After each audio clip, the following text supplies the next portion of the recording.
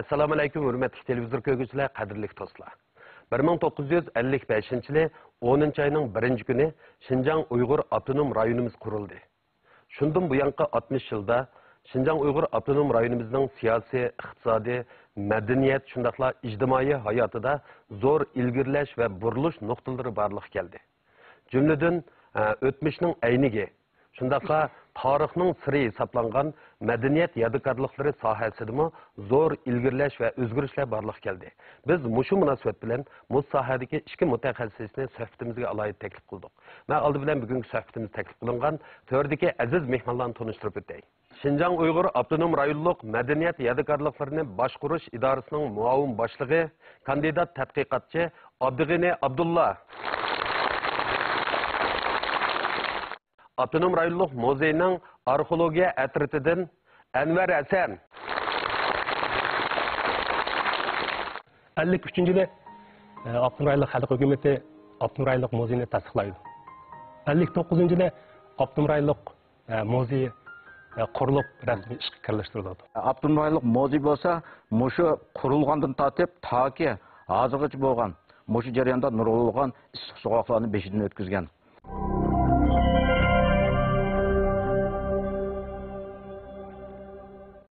Abdug'ani efendim, siz uzun mezgil mushu madaniyat yadikorliklari sistemasida ishlayapsiz. Hozirgacha ishlagiga qancha yil bo'ldi xizmat ishligiga? 25 yilga yaqinlashib qoldi. Demek chorak asr hayotınız bu sistemida, bu sohada, bu kasbda o'tdi degan gap. Unda bo'lgandan keyin siz avtonom rayonimiz qurilganligining 60 yillik munosabati bilan o'tkazilayotgan bu har qaysi sohalarga bo'libmi, madaniyat yadikorliklari sohasidagi o'zgarish ham taraqqiyotga guvoh degan gap. Endi mushning bir shohidi bo'lib sifatingiz bilan mushu 60 yillik natijalarni bir qisqacha eslab o'tamsiz. 59-yili Avtonom rayonlik muzeyi qurilib rasmiy ishga kirishtiriladi.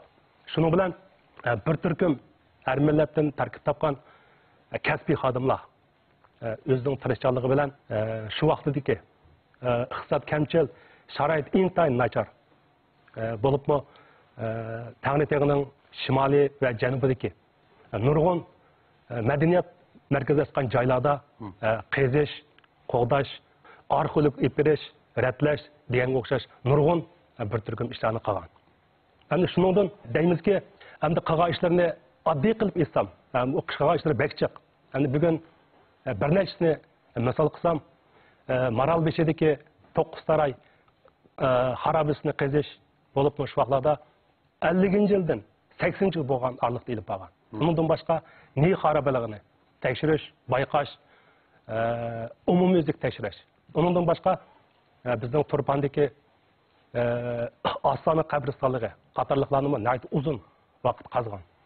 Undan boshqa 79-yili hozir Avtonom rayonlik muzeyda saqlanayotgan Kirorang güzeli 79-yilda shu Kunchi daryo bo'lsin. Daryo bo'lsin tuvan iqimidan bayqalgan.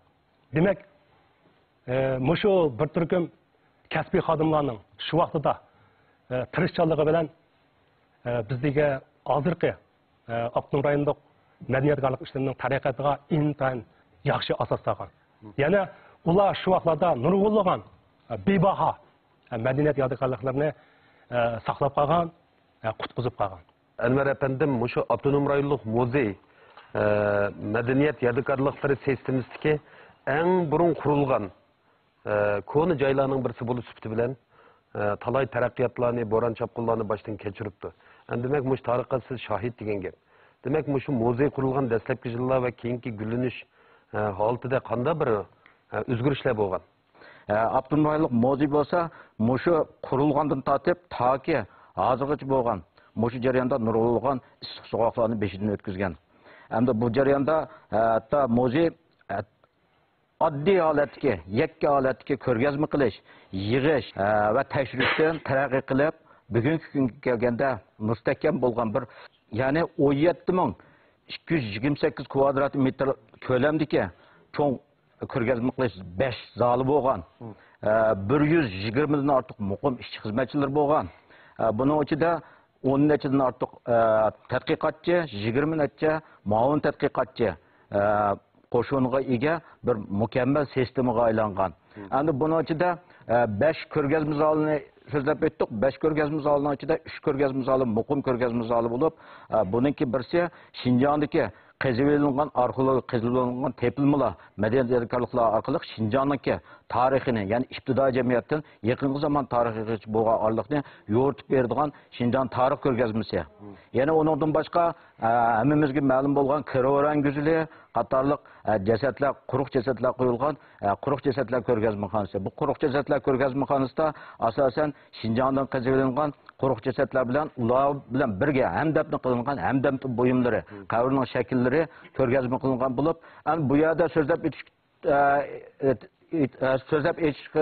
tegishli bir masala, quruq jasad mamlakatimiz bo'yicha faqat Şinjandala qazivilishga bo'ladi. Boshqa yerdan topqili bo'lmaydi. Uningdan boshqa yana bir ko'rgazmamiz bo'lsa, Şinjandagi 13 asosli millatni asos qilgan asonliq millatlarniki turmushi, urf-odati, mushlarni obyekt qilgan asonliq milliy urf-odat ko'rgazmamiz bor. Bu 3 muqim ko'rgazmadan boshqa yana 2 qo'shimcha ko'rgazmaxonamiz bor. Bu 2 qo'shimcha ko'rgazmaxonamiz bo'lsa, asosan ishkirdagi har qaysi muzeylar bilan aloqalashib, ularning donliq madaniyat yodgorliklarini 3 oyda bir qatim aloqalashib turib, ko'rgazma qilib, ko'rgazmaga uyushtiramiz. Uningdan boshqa buning yondosh holat tadqiqot xizmatlarimiz tang elib berilgan bo'lib, tadqiqot xizmatlarimizda 10 dan ortiq bizning bilimlarimiz bor. Buning uchun tadqiqot bilimi, arxeologiya atirti, material bilimi, ko'rgazma bilimi, ya'ni ko'rgazma qilish, qo'g'dash bilimi, texnik bilimi.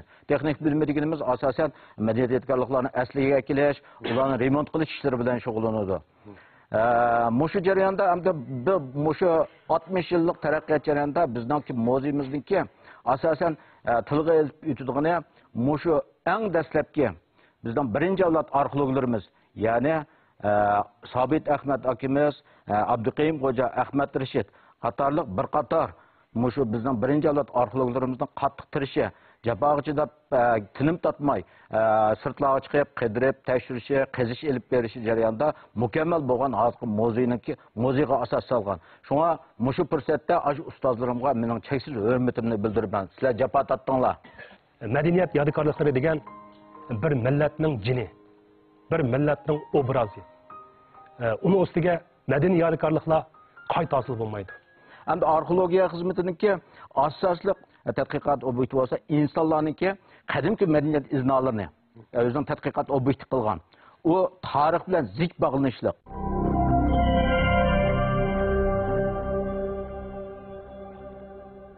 Endi Abdug'ani efendim, Reis Xi Jinping mushu madaniyat yodgorliklari haqida to'xtalib, madaniyat yodgorliklarini hayotimizni asragandek asrashimiz kerak. Madaniyat yodgorliklarini hayotimizni qo'g'dagandek qo'g'dishimiz kerak deb ko'rsatdi. Demak, Reis Xi Jinpingning mushu gapida qanday bir asos, qanday bir manba, qanday bir qimmat bor deb qaraysiz? Reis Xi Jinping madaniyat yodgorliklarini xuddi o'z hayotingizni qo'g'dagan o'xshash qo'g'dishingiz, ko'z qarshingizda asragandek asrishingiz kerak. Undan boshqa mayli cho'l bayovoladagi xarabalar bo'lsin, yoki muzeyda saqlanayotgan asarlar bo'lsin, yoki kitoblarda saqlanayotgan materiallar bo'lsin, cho'qim uni jonlantirish kerak. Unidan foydalanish kerak, ham unidan cho'qim qo'g'dashni kuchaytirish kerak deb ko'rsatdi. Menimcha buning ilmiy asosi bor deb qarayman. Birinchidan, madaniyat yodgorliklari degan bir millatning jini, bir millatning obrazi. Uni ustiga madaniy yodgorliklar qayta hosil bo'lmaydi. Agar onunla qo'g'dashni kuchaytmasa, uni asırmasa, uni qo'g'dimasa, u buziladi, yo'qoladi degan gap. Madaniy yodgorliklar yo'qoldi degan gap, tarixning guvohchisi yo'qoldi degan gap. Tarixni isbotlaydigan, isbotdan ayrildi degan gap.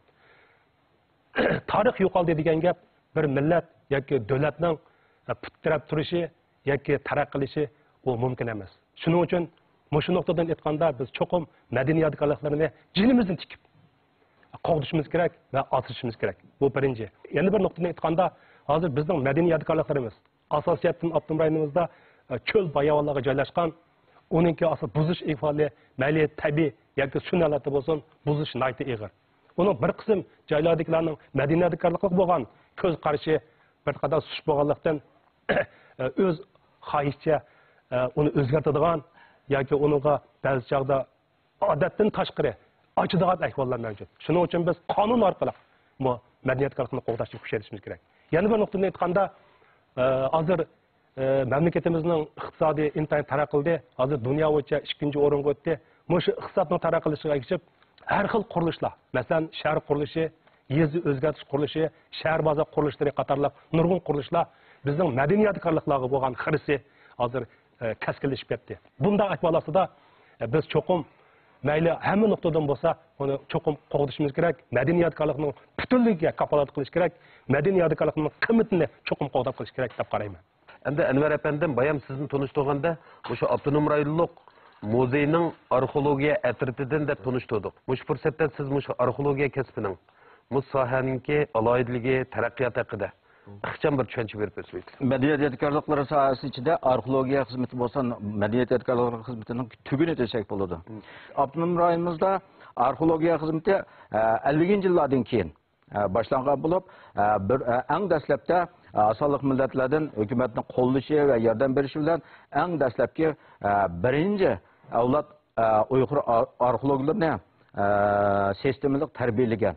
Bulardan masalan Abduqayim Xo'ja, Bayamsizlar Ahmad Rashid, Sobit Ahmad, Isropil Yusuf, Idris Obrusul, Tofturaxon, Yasin Kam qatorliq mushu bir turkum arxeolog va madaniyat yodgorligining mutaxassislarini yetishtirib chiqqan. Endi arxeologiya xizmatiniki asosli obyekti bo'lsa, tadqiqot obyekti bo'lsa, insonlarniki qadimki madaniyat iznalarini o'zining tadqiqot obyekti qilgan. U tarix bilan zich bog'lanishliq, tarix fanlari bilan zich bog'lanishliq. Lekin onun sırt bunun arxeologiya fanlarining ichiga, arxeologiya fanining ichiga nurg'unlagan elementlar, masalan, insonshunaslik, matematika, ximiya, geologiya, mushunda bir qator fanlarning elementlari qo'shilgan. Şu narsalarga pishib bo'lganda arxeologiya xizmati bilan shug'ullangan bo'ldi. Arxeologiyaniki aniki bizning xizmat talabga nayt savrchanlikni talab qilgan xizmat.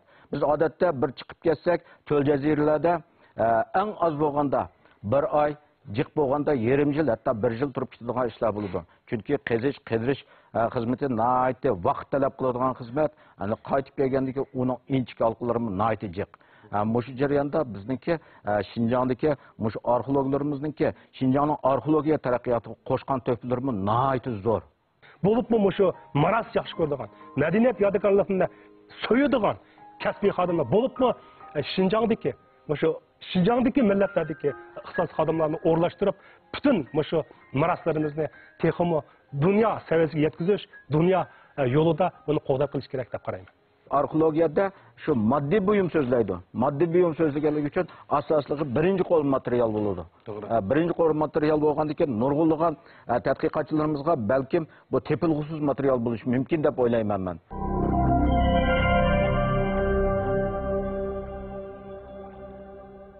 Endi Abdug'in efendim, hukumatimiz yo'l qo'ygan bir yo'l, bir belvaq tasavvurining o'tirib qo'yilishiga ergishib, bu qadimgi koni Ipak yo'li bo'yidagi har qaysi davlat va rayonlarning o'zaro hamkorlik kuchayyapti. Bir-birini to'liqlayapti. Savdo fursatlari, madaniyat almashtirish, do'stlik, aloqa intayin zich degan gap. Endi mushta sharoitda bizningki shu Ipak yo'li vodisidagi Şinjan bo'lagidagi 6 o'rin dunyo miroslariga o'rni qilib bekitilibdi yoki mush tizimlikka kirgizilibdi. Siz mush fursatda dunyo mirosi tizimli kirgizilgan mush 6 o'rinni bir sanab beramsiz? Hozir bizda 6 dunyo miroslaridan 6si bor. Birisi Yarg'ol qadim shahri, yana birisi Turpandagi Idiqot qadim shahri, uchinchisi Qizilmo'y, to'rtinchisi Mao Subishi Budda xarabisi, Qizil Qaga To'ri, undan boshqa Mao Jimsodagi Bashbaliq xarabisidan iborat 6 o'rin. Bizning hozir bulto 2014-yili 6-oyning 22-kuni Birlashgan Davlatlar Ma'rif fan texnika madaniyat tashkiloti tomonidan dunyo 38-navbatlik miros yig'inida buni dunyo miroslari qilib bekitilgan. Bu biz uchun bir abidi xarakterlik bir natija. O'sha Ipak yo'lidagi nurg'unlagan madaniyat meroslarini bo'libmi dunyo merosiga o'tkazish orqali madaniyatdan ki o'sha Ipak yo'lidagi 20 necha davlat rayonlarning hozir mana bir yo'l bir dalloq tasarruf o'tirib qo'yilgandan keyin bu yerdagi madaniyat singib kirish, madaniyat to'qinishi, madaniyat almashtirish intayin muhim bo'lganlikdan bo'lsin, buning intayin muhim roli bor. 2005-yildan boshlab davlatdan bizga 430 million mablag' ajratdi. Shuning bilan biz shu aviaqa 5 rayon, birisi Turpanda 2 rayon, Mao Ko'lida 2 rayon, Qashqardagi bir rayon, yana ma Kuchada rayon asosida biz nurg'unlagan qurilishlarni ippadik. Masalan, qurilishlar orqali hozir eng oxirida bizningki madaniyatkorlarimizning ichidan 6 o'rin dunyo meroslari qilib bekitildi. Bu bundan keyin bizningki madaniyatkorlik ishlarimizni mayli qo'g'dash bo'lsin yoki aparatlarning kuchayishi uchun intayin roli bor deb qarayman. Endi Anvar efendim, unda olsa siz shu 60 yilda arxeologiya kasbida bu sistemada qanday zo'r natijalar barliq keldi, qanday ijtimoiy unumlarni qo'lga keltirdi. Bu haqda bir qisqacha to'xtalib o'tsangiz. Buningdagi zo'r natijalarning ichida masalan 6 o'rinniki xalqaro madaniyat meroslari qatoriga kirdirilishi bu cho'ng utuq. Onundan başqa bizningki shu 50-yillardan boshlangan Niyi xarobasini qizish xizmati, qidirib tekshirish xizmati, ondan keyin To'qqizsaroy, shu 70-yillarga kelganda Ostona va Zag'ulluq qadimgi qabristonligi, ana Xotandagi Sampul qadimgi qabristonligi, Qumuldagi Yambuloq qadimgi qabristonliklari, shularning hammasini ün-tinsiz qizish va ratlash orqali, masalan, Sharq Shinjongda Yambuloq madaniyatini shakllantirgan bo'lsa, Yambuloq madaniyati desa, hozir faqat bizning ilm sohasidagi odamlar emas, xalqarodagi nurg'unlagan musoalada tadqiq qilayotgan odamlarning hammasi biladi. Undan boshqa, masalan, Turpanni markaz qilgan Ostona, shu Yarg'ol, shularni markaz qilgan bir yurish, qizish va tashrish xizmatlari turpanshunoslikning texnik mukammallashishiga asos yaratib berdi. Undan boshqa Janubiy Şinjongdagi shu Tarim bo'stonligidagi bo'stonlik madaniyatini aks ettiradigan Zag'ulluq qadimgi qabristonligi, ondan keyin Xotandagi Sampul qadimgi qabristonligi, yana undan boshqa Kiroran qadimgi qabristonligi, Qabrig'ol, yana Xanzuch Gumugu deymiz, u yerdan qazilgan qabristonliklar, bularning hammasi zo'r natijalarni qo'lga qizish va tadqiq qilish orqali nurg'unlagan natijalar barliq keldi. 2006-yilga kelganda, masalan, İdris Abdusul efendimninki boshchiligida qizish olib borgan Qumdaryo qabristonligi bo'lsa, mamlakatimiz bo'yicha 10 cho'ng bayqashning biriga kirib, bu nihoyatda sirliq, nihoyatda mukammal saqlangan bir qabristonlik to'pi bo'lib, uningki sirlarini hozir tadqiq qilib, ba'zilarini yashdi, ba'zilari yeshilyotdi. Undan boshqa Fransiya bilan birlashib qilgan Keriyadagi Qumdaryo qabristonligi, Qumdaryo shahar xarobasi, mushlarni İdris Abdusulning yetakchiligida qizish va tashrish xizmatlarida bo'lyotdi. Bu sohada yana bizningki shu Amerika bilan, Germaniya bilan, Yaponiya bilan tuzilgan to'xtamlarimiz, hatto birlashib qilgan tadqiqotlarimiz nihoyat ko'p. Bu jihat qo'lga keltirilgan natijalarimiz nihoyat jiq. Endi Abdug'ani efendim bayanmadık. Şinjongdagi shu 6 madaniyat yodikorliklari o'rni sharaf bilan bultur dunyo madaniyat merosi tizimli kirgizilibdi. Bu hamda shu arxeologiya jumladan shu madaniyat yodikorliklari xizmatidagi tarixdan bu yangi eng yaxshi obidi xarakterlik natija deb aytishga bo'ladi.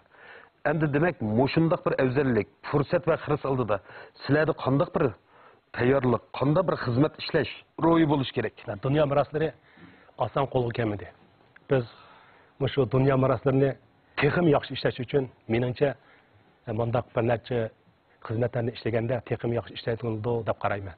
Birinchidan bizda cho'qim qonun va qonun nizom bo'lish kerak. Qonunlashgan yo'lda yurishimiz kerak. Chunki dunyo meroslari faqat dunyo uchun bir nurg'unligi yerda uning buzilish ahvoli nihoyat og'ir bo'lyotdi. Yana bir nuqtadan aytganda cho'qim uningga yana texnik yuqori saviyada uning qo'g'dashni kuchaytirish kerak. Chet ellardagi ilg'or texnik tajribalarni aklash orqali buningga qo'g'dash orqali uningki asosligi, uningki umrni uzatish kerak, ham uni qimtni saqlash kerak deb qarayman. Yana bir nuqtadan boshqarishni kuchaytirish kerak. Hozir hammamizga ma'lum, masalan, Yorg'ul qadim shaharni misol olsak, u dunyo mirosiga kirgandan keyin hozir sayohatchilik ko'payib ketdi. Istatistika asoslanganda, masalan, 1 yillik odamlarning sayohat qilishi odatda 370 ming odamdan eshib ketdi. Uniki biletdan kirgan kirim odatda 12 million eshib ketdi. Ba'zi dam olish kunlari bo'lsa, mush Yorg'ul qadim shaharda kirayotgan odam bekchiq. Ammo buni vaqtda bu dunyo miros. Endi hozir biz qo'g'dashda faqat 3dan 1 qismini qo'g'ildik. Ba'zi yerlar texnik ojiz, texnik buzish ahvollari og'ir bo'lyapti. Biz shunday ahvollarda cho'qim buni ilmiy usulda tadqiq qilib, mush ilmiy usulda qo'g'dashni kuchaytirishimiz kerak deymiz. Boshqarish kerak deb qarayman. Mush ixtisos xodimlarni tarbiyalash intayin muhim. Endi bizning sohada bizning bir qiyinchiligimiz bor. Mayli dunyo mirosi bo'lsin yoki odatki madinakorlik bo'lsin, birsi ixtisos xodimlar az. Yana birsi butun rayonlarga tarqalishi ta'kidsiz. Ba'zi ixtisos xodimlar kelmaydi, jafoli xizmat kelmaydi. Kelsimi, masalan, arxeolog idoralariga keldi, masalan, bizning idoralarga keldi-yu, u ixtisos xodimlar odat 2 yil qolmay ketib qolgan ahvollar bor. Men unda o'ylayman, bu dunyo miros bo'lgandan keyin cho'qim masalan, yuqori hukumat yoki yerlik hukumatlar bo'lsin, cho'qim bir shohid hozirlash kerak. Bo'libmi shu miros yaxshi ko'radigan, madaniyat yodgorliklarini so'yadigan kasbiy xodimlar bo'libmi Shinjongdagi Shinjongdagi millatlardagi ixtisos xodimlarni o'rlashtirib, butun shu miroslarimizni texmo dunyo saviyasiga yetkazish, dunyo yo'lida buni qo'llab qilish kerak deb qarayman. Endi Anvar efendim, nurg'un kishilar arxeologiya amaliyotini tushungan bilan arxeologiya tadqiqotidagi gavdalik natijalardan xabarsiz. Siz mush fursatda arxeologiya tadqiqotidagi natijalar haqida bir to'xtalib o'tsangiz. Buning ichida bizningki arxeologlarimizdan, masalan, İsrafil Yusuf'niki bizningki mushu Şinjan'ın tepilgan arxeologik tepilmalardan bizning yemek içmek, yani g'arbiy yurt yemek içmek medeniyeti to'g'risida degan kitobi bor, kitob chiqadi. Ondan so'ng andagi qo'lyozmalarni İsrafil Yusuf akimizning o'zi mushu qadimki Uyg'ur tilidan tortib Chag'atay tiligacha nayt pishiq bo'lganligi uchun mushu o'lgan tillarni bizningki Uyg'ur tiliga Mayter Smith, endi bizning idoraning eng chong ishi, yana shu mutaxassislar Mayter Smithni qadimki Uyg'ur tilidan hozirgi Uyg'ur tiliga yashma holatda chiqadi. Ondan so'ng qadimki qo'lyozma hujjatlarni hozirgi Uyg'ur tiliga chiqarib uni to'plam qilib chiqadi. Ondan sonra Abdülkarim Hoca'nın çıkan G'arbiy yurt medeniyet tarihi degan kitobimiz bor. Bu kitobning o'zimi mushu ayni vaqtga Niyidan tortib Charchan Zag'ulliqchi bo'lgan orliqdagi qazishlar va uning tadqiqot natijalari chiqqan hamdabning buyumlari bu to'g'riliq so'zlangan.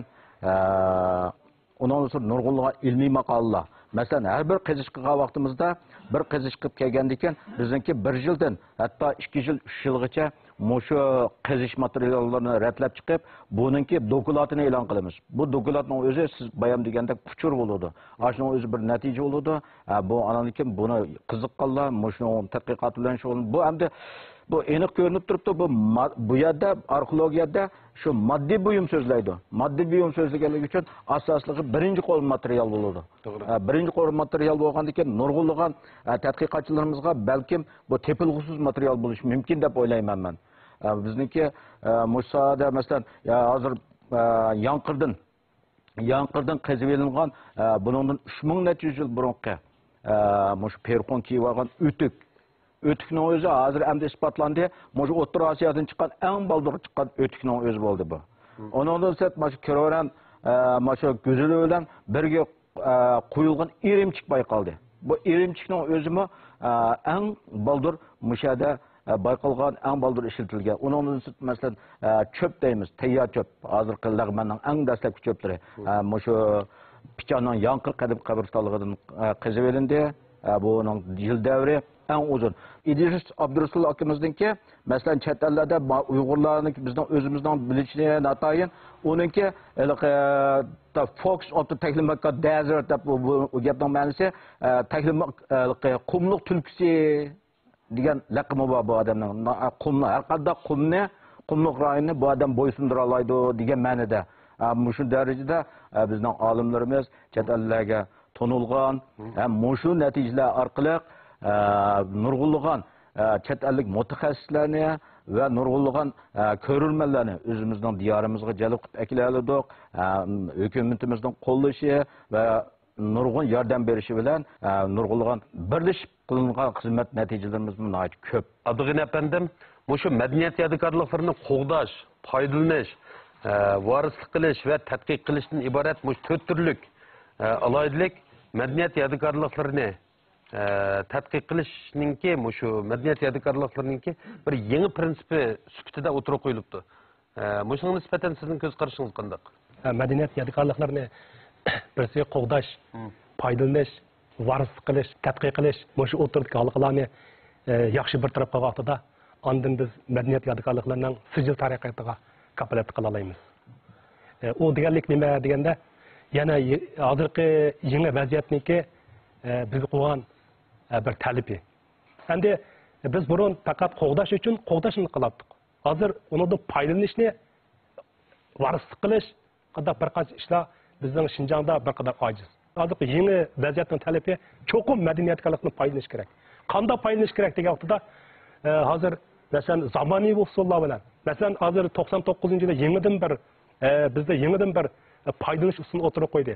Dünya miroslari olsun yoki yuqori usullar bilan, yuqori texniklik bilan buni ichib xalq ommasiniki madaniyat istiqbolini qondirishimiz, madaniyat almashtirishni ilgari surishimiz, yana xalqning turmushiga singib kirib, kan xalq ommasiniki ma'naviy madaniyat jihatdagi safosini yuqori ko'targa bo'ladi deb qarayman.